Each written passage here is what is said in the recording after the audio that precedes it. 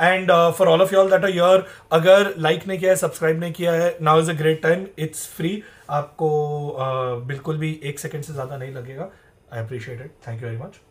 Team Xbox, when you want to talk about Xbox, back-to-back Back-to-back, the only team I believe that has been able to do that in India. ये 2 officials back-to-back. Yeah, PUBG में हुआ था ये? Yeah. किस में? Team Soul, no? Back-to-back officials.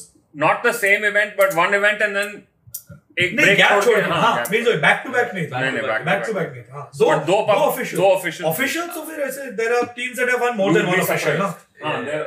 The only two really. Which other team is? Oh yeah. Destro भाई, Destro Destro and gang. I want to know, वो 2 tournaments जीत के आए, ऑफिशियल टूर्नामेंट जिसके लिए सब ऑर्ग्स आती हैं, बनती हैं, खेलते हैं, प्लेयर्स ज्वाइन करते हैं, 2 ऑफिशियल टूर्नामेंट्स वो जीते, देन उनको फिर भी एक कोलैब क्यों करना पड़ रहा है रेवेंट के साथ? स्काउट ने अपनी स्ट्रीम में भी बोला था, फाइनेंशियल रीजंस की वजह से बहुत एक्सपेंसिव है एक ऑर्ग रन करना, एंड 2 सबसे बड़े ऑफिशियल इवेंट्स जीतने के बाद भी, इंडिया के 2 सबसे बड़े लैन इवेंट्स जीतने के बाद भी, it's not enough. I think वही सेम मॉडल है, राइट? जैसे स्काउट भी है, वो अपना कंटेंट क्रिएशन कर रहा है, जो उसकी ब्रांड इज है, जितना वो और कंटेंट क्रिएशन में मेहनत कर रहे हैं और जो उसकी अर्निंग्स है वही वो फ्यूल कर रहा है. जो हमने एग्जांपल दिया, हम स्टूडियो काम करके, मम्मी पापा की तरह काम करके हमारी सैलरी बच्चों पे लुटा रहे थे, वही स्काउट टीएक्स के साथ कर रहा है. वो एज अ क्रिएटर ज्यादा ब्रांड डील्स कर रहा था ताकि 10-12 लाख 15 लाख प्लेयर्स के बूट कैंप के सैलरी के खर्चे, ट्रैवल, ये सब करे. By him not doing that, even if he keeps the same brand deals, I am sure उसके ब्रांड डील्स और बढ़ेंगे बिकॉज उसको अभी टाइम मिलेगा, अपॉर्चुनिटी मिलेगी. बट अगर उसकी ब्रांड डील्स सेम भी रहे, बाय डूइंग नथिंग डिफरेंट, उसके साल के 1.5 करोड़ बढ़ गए. Also, Spiro, I'll just look at it that way. It's just smart. It's also sunk cost of time also, no? And effort also. It has to pay off somewhere. It has to be a win for him also somewhere. I completely understand where he's coming from. As कितना ही as an org owner शायद ऋषि नहीं बोले और शायद वत्सल भी नहीं बोले, because उसको बहुत क्लोजली काम करना पड़ता है प्लेयर्स के साथ.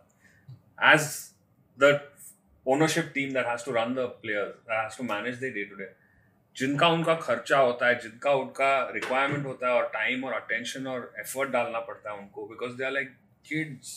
दे are not like seasoned esports athletes जो वीसीटी में 4 टीमों में खेल चुके हैं, उन्हें पता है क्या चाहिए और क्या requirements है. Here they are like कुछ they have no idea and they have left it to the orgs to figure it out, and most of the orgs are just winging it. किसी को कुछ knowledge नहीं है. जो knowledge ये pool में है, यही pool में है. That knowledge doesn't get passed on at all, and the levels that are there outside वो यहाँ पे बिल्कुल ही नहीं दिखाई देता. तो सीधा बोल ना, सबके लेवल दिखेंगे. हाँ, बट लेवल सबके निकले हैं अभी. लेवल सबके. अगर हम उस कन्वर्सेशन में वापस जाए ना कि पार्टनरशिप, क्योंकि आई थिंक हर ऑर्गेनाइजेशन एक पॉइंट आएगा कि उन्हें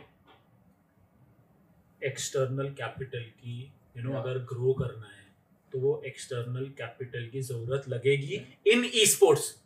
e sports is not a money making business. Owning a team. There are lots of ways to make money in esports besides owning a team. Besides owning the team. Yeah. Hey, what are those ways? There's lots. You could be an editor, creator, an athlete. You could have a tech platform. There are lots of ways to make money in the esports ecosystem. Being an owner of an org is not one of them.